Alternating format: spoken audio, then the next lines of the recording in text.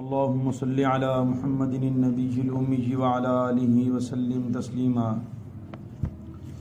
أعوذ بالله من الشيطان الرجيم. بسم الله الرحمن الرحيم.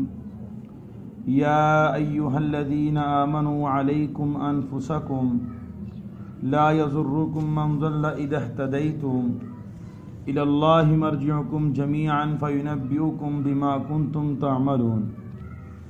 ترجمہ: اے ایمان والو، اپنی فکر کرو، جب تم ہدایت پر رہو گے تو جو شخص گمراہ ہو جائے گا تمہارا کچھ نقصان نہیں کر سکے گا. تم سب کو اللہ تعالیٰ کی طرف لوٹ کر جانا ہے، پھر اللہ تعالیٰ تم کو بتلا دیں گے وہ اعمال جو کچھ تم کیا کرتے تھے. تو گزشتہ درس قرآن میں اسی آیت کی تھوڑی سی تفسیر بیان کی گئی تھی، تو آج بھی اسی کے متعلق تھوڑی سی ہماری تفسیر ہے جو آپ حضرات کے سامنے بیان کرنا چاہتا ہوں. اس آیت میں معروف اور منکر کا ذکر آیا تھا. معروف دوبارہ بتا دیتا ہوں کہ معروف کسے کہتے ہیں اور منکر کسے کہتے ہیں. معروف کہتے ہیں اس چیز کو جو عقل کے نزدیک اور شریعت کے نزدیک اچھی ہو، اسے معروف کہتے ہیں. اور جو چیز عقل کے نزدیک اور شریعت کے نزدیک اچھی نہ ہو اسے منکر کہتے ہیں. اور ہماری زندگی کا ایک شعبہ وہ معروف کے گرد گھومتا ہے اور زندگی کا دوسرا شعبہ منکر کے گرد گھومتا ہے. امر بالمعروف بھی ضروری ہے اور نہیں عن المنکر بھی ضروری ہے. یہ ہماری زندگی کا ایک مستقل باب ہے جس کو امت نے بھلا دیا. جب تک امر بالمعروف نہیں ہوگا اور نہیں عن المنکر نہیں ہوگا اس وقت تک ہم اپنے آپ کو ایمان پہ قائم نہیں رکھ سکے گی. جب تک امر بالمعروف اور نہیں عن المنکر نہیں ہوگا اس وقت تک ہم اپنے اعمال کو قائم نہیں رکھ پائیں گے. جب تک امر بالمعروف اور نہیں عن المنکر نہیں ہوگا اس وقت تک ہم اپنے ایمان کو نہیں بچا سکیں گے.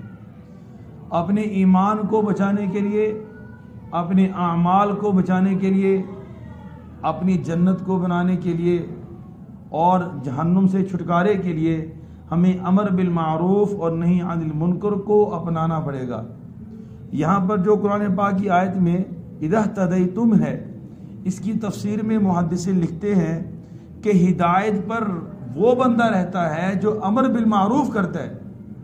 جو امر بالمعروف نہیں کرتا وہ ہدایت پہ ہو نہیں سکتا. اس کو سمجھانے کے لیے میں چھوٹی سی مثال دیتا ہوں. کسان محنت کرتا ہے گندم پر، کاشتکاری کی، دانہ کیا، سپرے کی، فلاں پانی لگایا، اتنی محنت کی اس کے اوپر. کہاں پر؟ ایک گاؤں کے اندر اس نے رہ کر محنت کی اور اس کی محنت کا نتیجہ شہر والے بلکہ پوری دنیا استعمال کرتے ہیں. سب سے پہلے جب فصل آتی ہے تو کاٹنے کے بعد سب سے پہلے جو فصل ہے وہ کاشتکار کی اپنے گھر میں جاتی ہے. وہ محنت کرتا ہے، اس کی محنت کا نتیجہ سب سے پہلے اس کو گھر میں نظر آتا ہے، اس کے بعد پوری دنیا کے اندر جاتا ہے. اسی طریقے سے جب وہ محنت کرنا چھوڑ دے تو اس کے گھر میں سب سے پہلے غلہ ختم ہوگا، پھر مارکیٹ سے بھی ختم ہو جائے گا. مارکیٹ میں تو سٹاک ہوتا ہے نا، گھر میں تو جتنا جو سٹاک تھا، محنت چھوڑ دی، کاشتکاری چھوڑ دی تو اپنے گھر سے ختم ہو گیا. ختم ہونے کے بعد مارکیٹ میں جائے گا. آخر مارکیٹ میں کب تک چلے گا؟ اینڈ مارکیٹ میں بھی ختم ہو جائے گا. کیوں؟ اس لیے کہ کاشتکار نے گندم کو بونا چھوڑ دیا. جب بویا ہی نہیں تو کاٹے گا کہاں سے؟ اسی طریقے سے جب ہم امر بالمعروف اور نہیں عن المنکر شروع کریں گے تو سب سے پہلے میں امر بالمعروف کی دعوت دینے کے نتیجے میں دیندار بن جاؤں گا، اچھے اعمال کرنے والا بن جاؤں گا اور گناہوں سے رکنے والا بن جاؤں گا. اور اس کے بعد دیکھا دیکھی اللہ جس کو توفیق دے گا میری نسبت سے باقیوں کو بھی توفیق مل جائے گی. لیکن اگر میں نے امر بالمعروف اور نہیں عن المنکر چھوڑ دیا، نہ امر بالمعروف کیا اور نہ نہی عن المنکر کیا، یعنی نہ تو اچھائی کی دعوت دی اور نہ ہی برائی سے روکا۔ سب سے پہلے میں بے دین ہوں گا اور میں فاسق لوگوں کی لسٹ میں آؤں گا، اس کے بعد باقی لوگ چلتے جائیں گے جو مجھے دیکھیں گے۔ یہی بات ہے کہ اللہ کے نبی نے فرمایا کہ جو دنیا سے جانے سے پہلے اگر کوئی خیر کا کام جاری کر گیا، خیر کا کام وہ جاری کرے گا جو خود دیندار ہوگا، خود دیندار ہوتے ہوئے زندگی گزارتے ہوئے عمل کرتے ہوئے اچھا کام جاری کر جائے گا، جتنے لوگ اس کی پیروی کریں گے سب کو نیکی کا اجر و ثواب ملے گا، سارے کامیاب ہوں گے، اور ان سب کی بقدر اس ایک کرنے والے کو، خیر کا کام جاری کرنے والے کو ثواب مل جائے گا۔ کیوں؟ امر بالمعروف کا نتیجہ سب سے پہلے اس کی زندگی میں نظر آیا، اس کی برکت سے اس سے ایسا کام جاری ہوا کہ ساری دنیا کے لیے وہ ہدایت کا راستہ بن گیا۔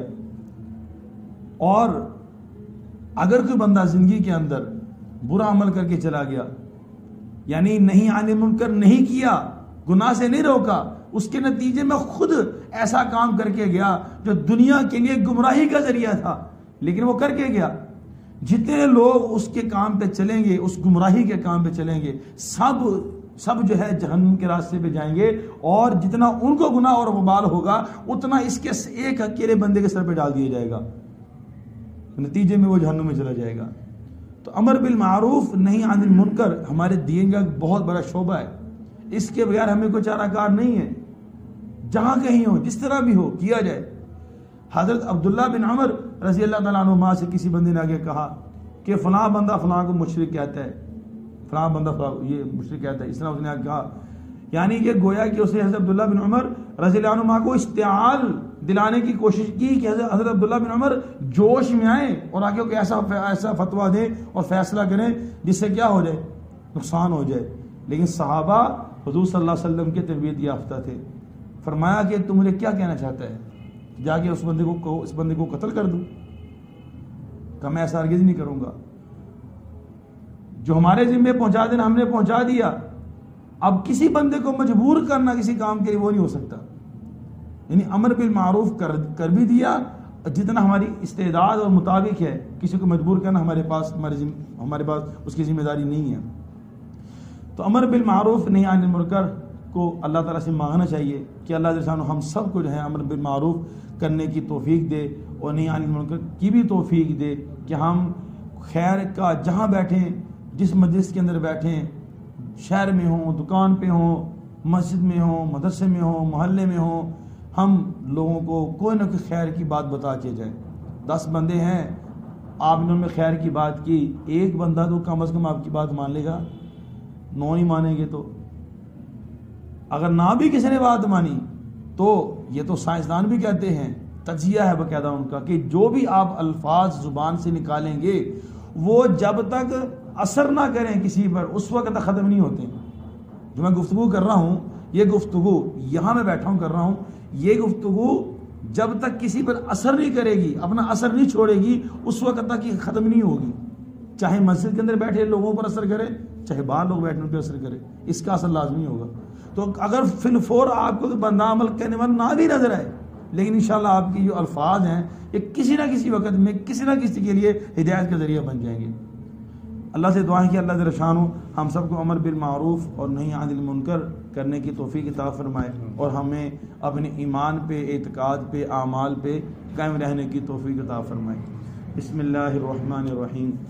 اللہم انت السلام ومنک السلام، تبارک ربنا وتعالیت یا ذا الجلال والاکرام، اللہم اہدنا واہد بنا وجعلنا صحبا لمن اہتدى، صلی اللہ علی النبی الکریم وعلی آلہ واصحابہ اجمعین۔